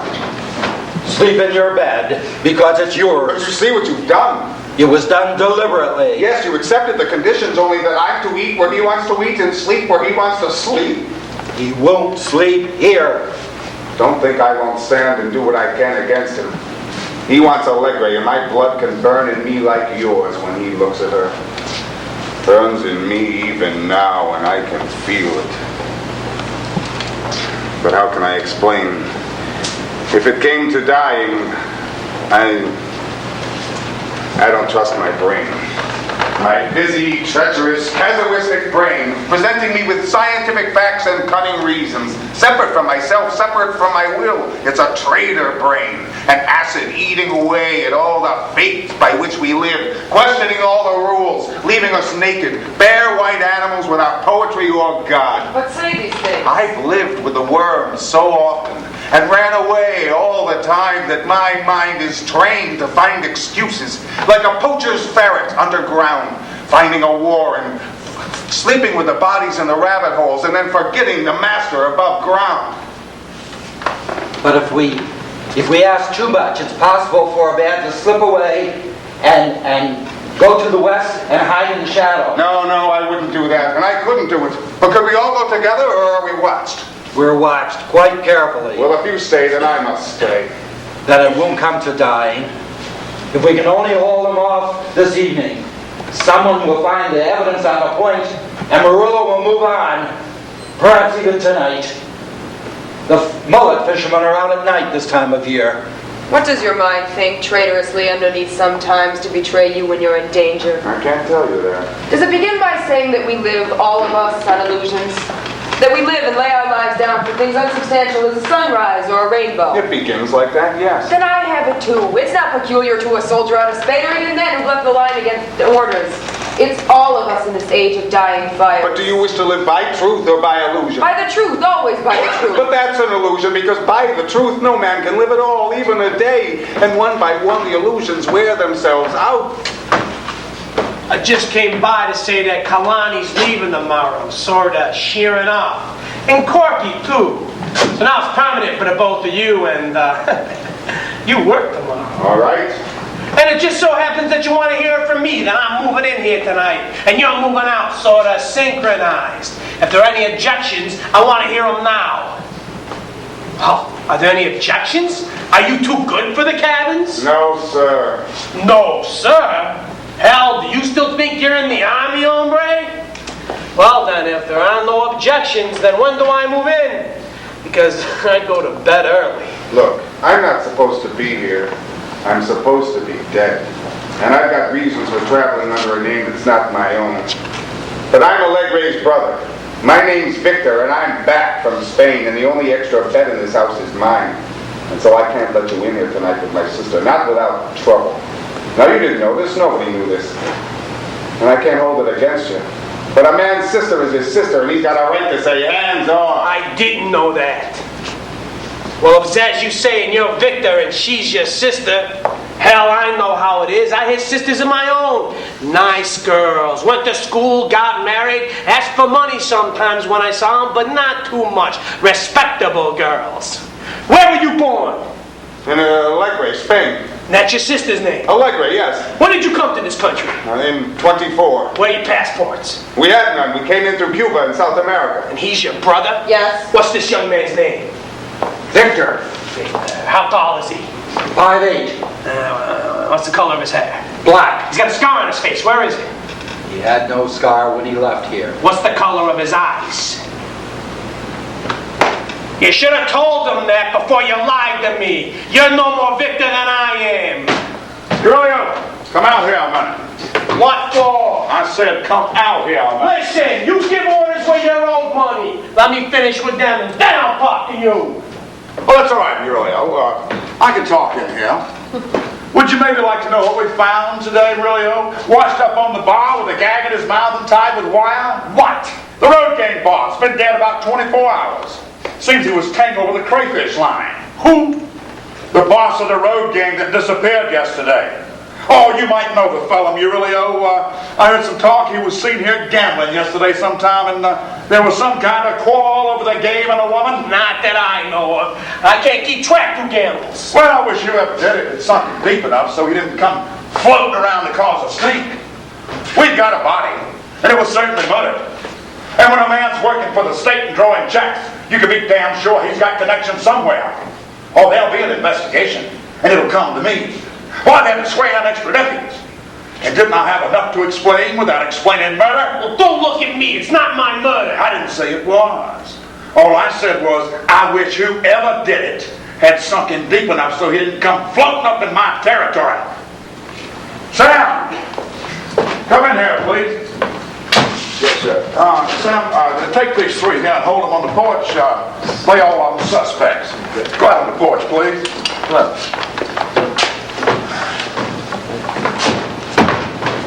you don't mind, stay right I here. ain't going anywhere.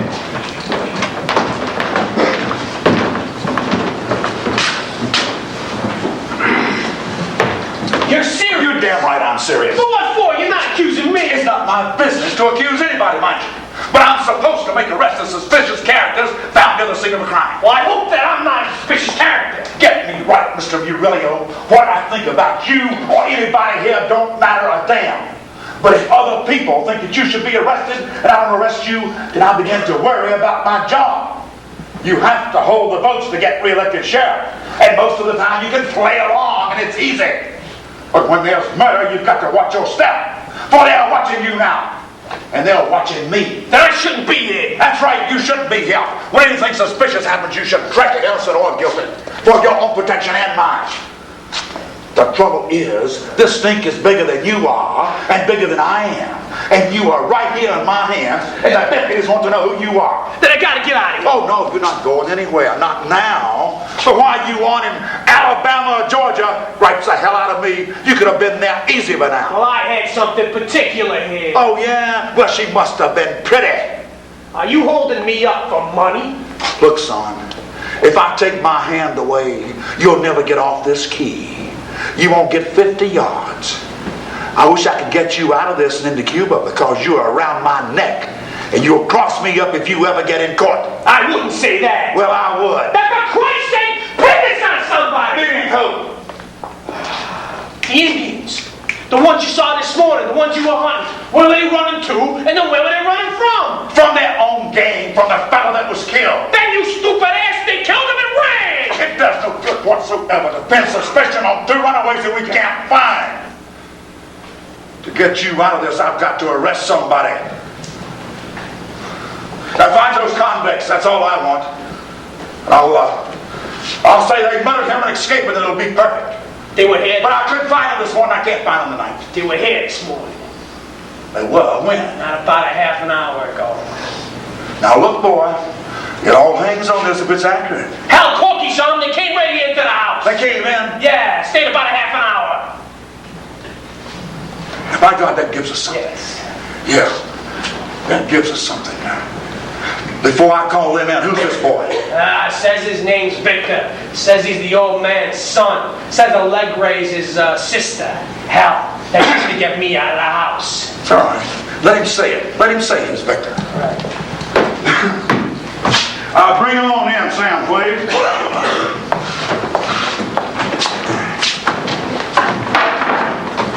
Sam, if you don't mind, keep a watch up there in the yard. There were two Negroes here this evening. What have you done with them? Where are they now? There were two Indians here, no Negroes. Well, just as you like. We'll call them Indians. Where are they now? What do you want with them? Well, just murder, that's all. But they escaped 3 days ago and the murder occurred last night. It's impossible to connect them with it. Once they were free and away, why would they kill a guard? Well, why did they come back? And what were they doing here?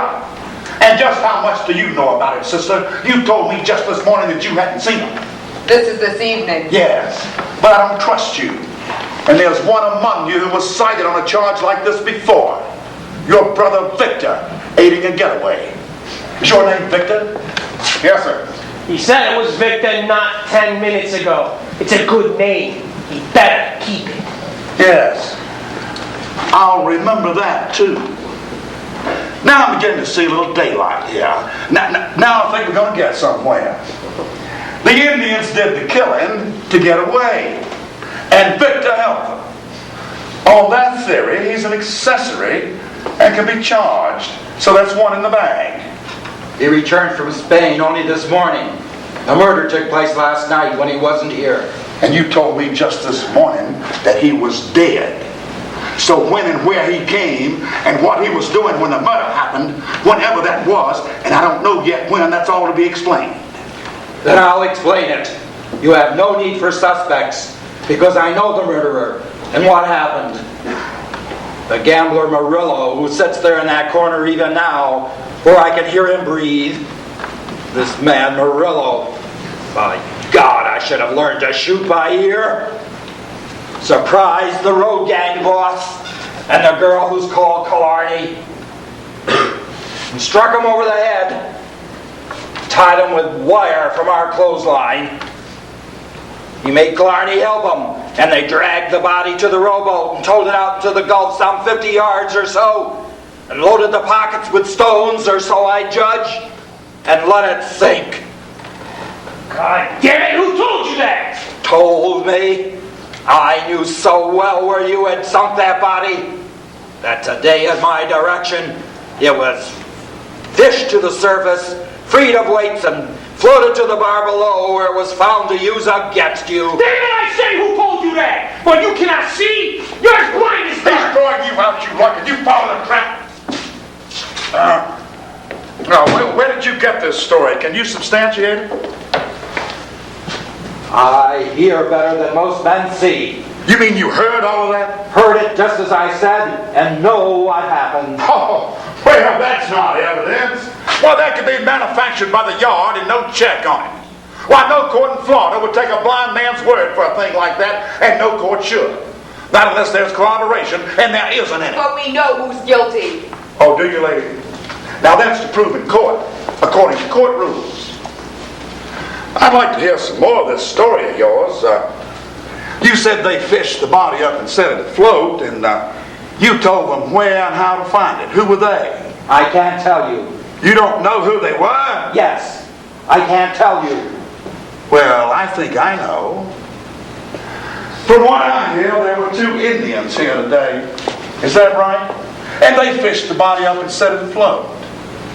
Yes. Would they have some reason for wanting to involve Mr. Murillo here? Or do you have some reason? Sir, I have some. I wanted to send his murder home to him because he's fixed himself here on my house like a cancer on the heart. Well, now that's a possible version. But I'll tell you what it'll sound like to a jury. It'll sound as if the Indians killed the foreman to get away. And then got scared and towed the body down to the doorstep of a man who had a quarrel with that foreman. And as if your son was in on it somehow, because you knew exactly where the body was sunk. And he was mixed up in a very similar business some years ago. Now that sounds like sense to me. How does it sound to you? Like the lie it is and you know it is. Well, that's how it'll sound to any jury, I tell you. And the truth in court is what sounds like the truth in court, and not what happened. Not necessarily. Real gun. But he's not Victor, and he didn't help him, and they didn't kill the guard. He said it was Victor. The rest they can argue. But look what you're doing. Doesn't it matter who's guilty? Oh, well, that comes into it. As a matter of fact, I'd much rather have the Indians than your brother here. And you know where the Indians are. So think it over. Maybe we can make a deal. Sam, come in here, please. Sam, the boy here under arrest. I'm going to search the house. Keep an eye on the room. Sit down. God is hot in here. You know, if I didn't know that you were guilty, I'd know it by the way you sit, the way you speak, And the way that you turn your head. My God, a snake couldn't hide in this bungalow. Well, there's everything back there to draw behind. What's that? Letters. And here's a picture of that bird that said his name was Victor. Or wasn't Victor. I forget what you said last. Maybe he is your brother. Either that or you've known him a damn long time. There's a date here on the picture, May 1936. Whose guns are they? Mine. Well, we'll give them back when the trouble's over. Sam, tell Mac to get organized on board the cutter. You have to do a little searching up and down the coast and along the beach there. I'm looking for 2 Indians.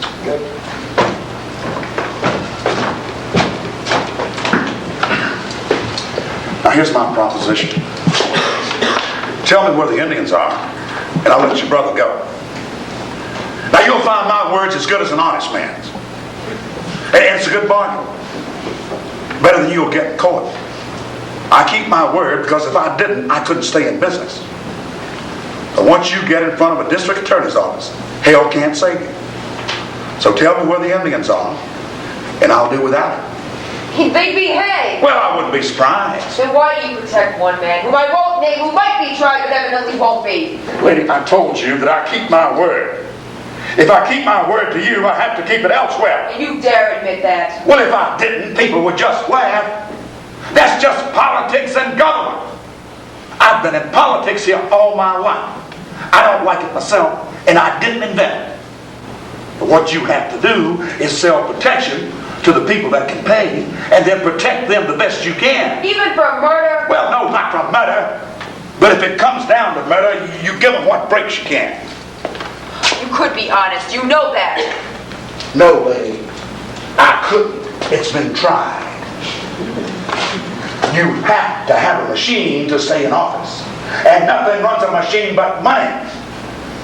Now, I've never been off these keys. I've heard it said there's honest government elsewhere, here and there, but fits and starts. Maybe there is. I don't know. Well, I don't see how it could work. It might come in, but, well, it wouldn't last because it wouldn't be natural. There's a John Chinaman, runs the laundry down that Star Key. He says over in China, the same word that means to govern means to eat. Well, now, over in China, they got it worked out, see. The government eats you, but it protects you first. Because if it didn't, you wouldn't get fat enough to make good eating. What if they knew about you? Lady, they know. And nothing you could say would change a thing. So for your own good, and his, give me a line on those Indians, and from now on we'll be friends. We'd be dishonored by such a friendship. Well, give me the information, and friends or not, I'll keep my word. Look for them below the lower beach, behind the mangroves. They sleep near there at night, and they were planning to catch the tide. It hasn't turned yet, and they'll be there still. All right. Well, now I'm not supposed to go out on the house, so don't go out to try leaving. If I find the Indians, then we're all free and clear. If I don't, you've sent me on a cold trail. Then I'll be needing Victor. He really all comes with me.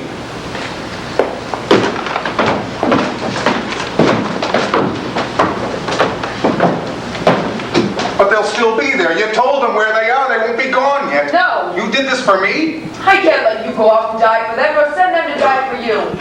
He'll bring them back here, and then you must choose. Yes, he'll bring them back here. You'll stand them before me and you'll say, are these the men? Yes. Will you say that? Could you say they are? You say it. Yes, if you say they're guilty, then I'll say it too, but it must be your decision. I choose to live then.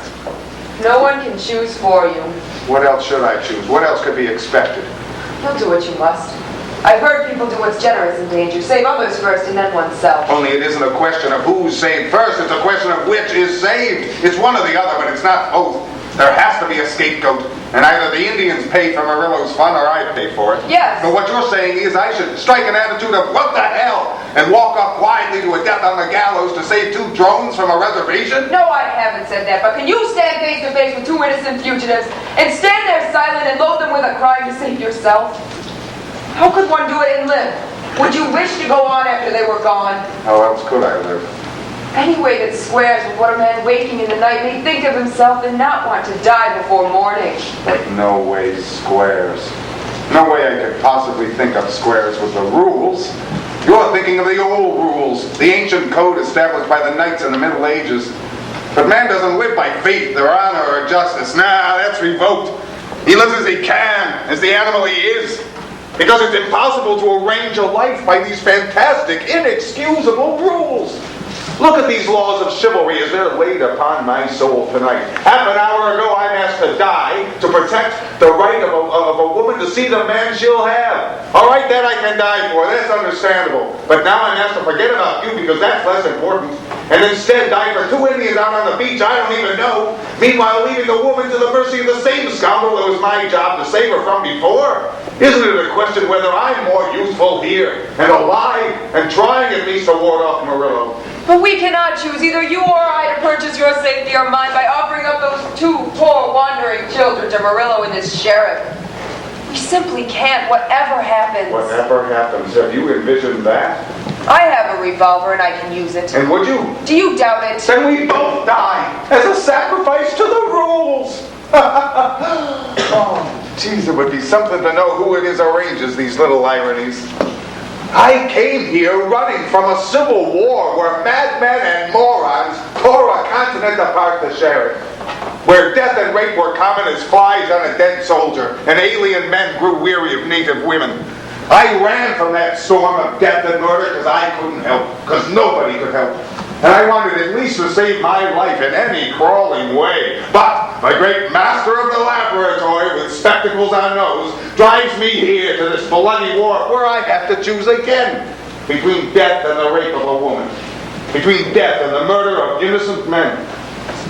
I made my choice long ago and ran and left them bleeding there in that field, and I say it's better to live. If one can live alone in the Everglades and fill his stomach with fish and sleep at night, and let the dead bury the dead. Because there's no faith, sure. No love of man or love of woman that won't dry up in the end if the drought lasts long enough. There's no better than you among all women. And yet when your mind envisioned the choice between Murillo and your death, there was a flash when your mind asked itself, must it be death? Is even the man Murillo worse than death? And if you could ask the question, then there's more than one answer. How could you know that? Because the mind, the bright, quick, silver mind, has but one purpose, to defend the body and ward off death.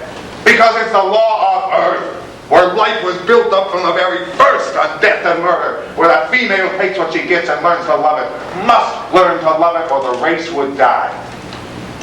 Show me one thing secure among these names of virtues, justice and honor and friendship and love, and I'll die for it, gladly. But where's justice? Where's honor? Where's friendship? And what's love under the rose? Then you've never loved. Not as you've loved, perhaps, for you assume that it's forever. Whereas I've known and know that it's till the fire burns down. Till the stimulant of something new or something stolen's gone. Till you know all the intimate details and the girls with child and cries. And if it's true of love, then it's true of all the illusions. All the doors of all the illusions. And one by one we all jump at them. We jump first at the door with Christ upon it, hanging on the cross. And then at the door with Lenin, legislating heaven. And then the emblem of Social Security, representing $18 a week, good jobs, bad times, doesn't matter. And then we jump at the black triangle door, the door of the girl expectant. And they all give meaning to life. They all give mental sustenance. But there comes a day when there is no sustenance. And you jump! And there's nothing you want to buy with money. And Christ hangs dead on the cross as all men die, and Lenin legislates a fake paradise, and that girl holds out her arms to you and she's made of sawdust, and there's sawdust in your mouth. But if this were true, then how could one live? Woman or man or beast or grub in the dark? To eat and sleep and breed and creep in the forest. Answer him, Father. Answer him, because it sounds like truth, but if it were true, one couldn't live. There is something in women that is as he says, and there's something in men that merely wants to live, but answer him, because we're not like this. Why, girl? We're all alone. You're on the surface of this turning sphere of earth and water, cutting a great circle round the sun, just as the sun cuts a great circle round the central hub of some great constellation, which in turn wheels round another. Where this voyage started, we don't know, nor where it will end, nor whether it has a meaning, or whether there's good or evil, or whether man has a destiny, or happened here by chemical accident. All this, we don't know. Yet, somehow or other, in some obscure way, it's the love of woman for man and a certain freedom in her love to choose tomorrow's men. And the leverage in the interplay of choice among men and women that's brought us here to this forking of the roads, and they take us farther on. And where are we going?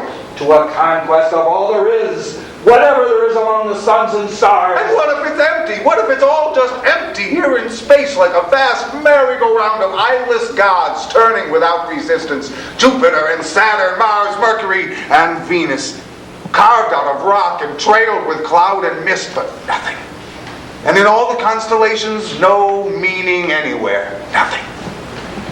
Then if man gets up and makes himself a god and walks alone among these limitless tensions of the skies and finds that he's eternally alone and can mean nothing, then what was the use of it? Why climb so high? Why set ourselves apart to look out on a plate of skulls? Now you want to know what will come of us all, and I don't know that. Over and over again, the human race climbs up out of the mud and looks around and finds that it's alone here. And the knowledge hits it like a blight, and it climbs back down into the mud again. Over and over again, we have a hope and turn it into a religion and follow it up till we're on the topmost limb of the tallest tree, alone with our stars. And we don't dare to be there and climb back down again. But it won't end in the dark. Our destiny's the other way. Someday there'll be a race of men who can face even the stars without despair and think without going mad. The boats are at the point. Can you see them yet? Yes, I see flashlights playing along the beach. They're back, and they'll be here soon. But why is my picture here? It was Victor's and he left it for me. Let me have it. No, there's something written beneath. May I read it? If you like. Let me not to the marriage of true minds admit impediments. Love is not love which alters when alteration finds or bends with the remover to remove. Oh no, it is an ever-fixed mark that looks on tempests and is never shaken. It is the star to every wandering bark, whose worth's unknown although his height be taken. Love's not time's fool, though rosy lips and cheeks within his bending sickle's compass come. Love alters not within his brief hours and weeks, but bears it out even to the edge of doom. If this be error and upon me proved, I never writ, nor no man ever loved. I learned that once in school a long time ago, and it still stays with me. But why is it written here? I wrote it there. 3 years ago? One spring when I felt most alone. The spring when Victor first went away, I wrote it then. But not because I was in love. It was much more than a love. It was a worship. And I had a ritual, I said before, it for matins in the morning and vespers before I went to bed. He talked about you. You were the singing hero of their venture out into the world, the leader of this great crusade to make over the face of things. It was on your face, this brightness of the future. And it's on your face there yet, on the picture in your hand. Have I changed that much? You've changed. And all that happened 3 years ago in the spring. It happened in the spring and lasted until this morning. You said you loved someone who died in Spain. You died in Spain. And now I see that all you say is true and the poem is rhetoric. For love does alter when it alteration finds. Or I'd love you still. Yes, I did die in Spain. And maybe this is what I came here looking for. I came a long way to get it, and I tried to stay away, but now that I have it, I don't know what to do. And yet, it's unfair somehow. Is it unfair? Yes. Because it doesn't come to us all. It comes to many in certain generations, but only to a few in others. And it says, if you want to live, you must die now, this instant, or the food you eat will rot at your lips, and the lips you kiss will turn to stone. And the very ground you tread will curl up underneath your footstep like a snake and hiss behind you. Yet if you're chosen out, or choose yourself out, and go out to die, you die forever after, and that's farther away than you can say in light years. And the thing you die for is farther away than that. You die to bring about a race of men who will walk the heavens on a rope of sines and cosines, operating on the womb of night with a long, sharp equation. And it's no fun to perish in your own person when you're young for this remote eventuality, even if it were attractive, which it's not. And so in the last analysis, one dies, because it's part of the bargain you agree to when you agree to live. A man must die for what he believes if he's unfortunate enough to face it in his time. And if he won't, then he'll end up believing in nothing at all, and that is death too. Well, back, Sam. Get on in now. And they brought the Indians with them. And so, this part of it may be settled. I'm sorry, sir. This wasn't our intention. No doubt. No doubt. The white man gives. The white man takes away. Blessed be the name of the white man. You keep your bargains to the letter, man, and I'll do the same for you. It seems the Indians were getting ready to move on tonight. We got there just in time. So your friend or your brother or whoever it is can sleep here in the house tonight. Oh, here's your weapon. But what you're doing with a pistol like that, I wouldn't know. That thing's liable to break your wrist if you ever shoot it. It was my brother's. Yes. And you won't need it now. I've heard some rumors. There's been some arguments and going-ons here between Murillo and the people of the house. And well, I mention it because we're all here and listening. I just want to say, forget it. Now, there's one thing that no business can afford to have, and that's trouble with the authorities. There's been murder here on the point, but I'm happy to say that it was nobody here locally. We've caught the likely suspects, and so the thing to do is to forget about whatever quarrel that was and get back to work. Now, I'll be watching from now on and listening to reports. And I want to hear that everything is peaceful here on Key Largo and doing business as usual. Are we to understand that these two Indians are in custody and charged with the murder? Well, it looks as if they did it, so they are under arrest and you are discharged. Well, thank you, sir. I'm only sorry I was silent while you were out to hunt the Indians. I couldn't bring myself to face what I'd done and take the consequence. I thought, what the hell, 2 Indians, let them die, and nobody knows I'm guilty, so it won't matter. But now I see their faces. I can't let them die for me. Well, what are you guilty of? I murdered the foreman. They don't know anything about it. I did it alone. The boy is crazy. Oh, no, I'm not. Though I think I know why you say so, and I thank you, ma'am. Still in all, I'm guilty. And confession is difficult at first, but once you get it started, there's a kind of relief, a kind of satisfaction in getting it over. I can recommend it to anybody here who goes about with an old crime searing his soul. Maybe even Mr. Murillo has something on his conscience. If you have, get it off. You'll feel better. He is crazy. Now look, boy, if you keep on, I'm going to have to arrest you, so keep your mouth shut. You'll arrest me naturally and let the Indians go, since I'm confessing the crime and without accomplices. Very well. This is on the level? Yes, I think so. And let me point out my advantage as a defendant. I'll make a good witness. I'll convict myself. Whereas the Indians would probably protest their innocence, being innocent as they are. So I recommend they be set free as soon as possible. Oh, no. They're wanted as runaways. They make 4 witnesses. They have another theory of this crime, as you probably know. And let's spare Mr. Murillo any unnecessary mention, huh? Get the Indians out of here. They know too much. All right. Get them out. Now. But, take the cuffs off, son. Let them go. Yeah, now, you're sure you want this? Well, there are witnesses here. They've heard what you said. I'm certain of it, sir. Well, very well, Sam. Let them go. You know what they would have said if they'd been allowed to talk? They would have said that Murillo did it. Murillo there, who wouldn't injure a flower or step on your hand. He's so chicken-hearted. By God, yes, they'd have accused him. Well, we played a game this morning, Adam Smasher, and it seems to me you won. Get that gun away from him. Wait, hold on. This guy's crazy.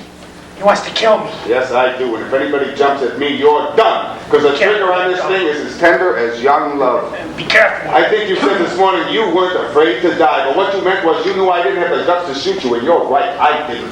Only tonight I have. And strangely enough, it's the other way around, and I'm not afraid to die. What are you trying to do, boy? Eric, once in 1,000 years, a mortal man gets the same chance twice. Where we stood this morning, we stand now again. Give us elbow room. And now, my friend, let me begin by saying that we won't either of us emerge from this predicament. This is the end for you and me. Black curtains and the end as sure as you're a gambler. To save my soul, I gotta get rid of you. And if you're to go, you'll certainly want me along. Listen, boy. Listen. I know when I'm licked, okay? So put down your gun, and then I'll put down mine. Be careful. No. What I want now is that you back out gently, putting out your hand behind you so you don't stumble and die before your time. And then we'll climb together into your car. You first. Always this gun on your belly, and then we'll die. And just for starters, let me say that for sheer unadulterated pleasure to the heart, for the kind of happiness inside that almost makes you weep, this game of yours is tops with me. I thank you, Murillo, from my teeth, for appearing out of that hell, which is probably your home, for treating me your game. Damn you, are you crazy? I had to do it. You had to do it. I counted on you. I knew you couldn't stand it. I knew you must be shooting. Still and all, you might have to do it again. That first wasn't enough. Get those Indians before they get away. Oh, wait. Hell, I can't use them now. Oh, hell, now that Murillo's gone, it doesn't matter where they were or worse. Let the Indians go. Give them a chance at their happy hunting ground. They've waited long enough for it. King, I was wrong. You didn't have to die. Oh, is this dying a letter? Then it is more enviable than the Everglades. To fight where you can win in a narrow room, and to win dying. Where's he hurt? Get him down here flat so he don't lose blood. No. Let me sit down. Sit down and look him in the face. Whoever he is. When they bury an Indian, they bury him seated upright. With his weapons around him. And that's very sensible. Very sensible.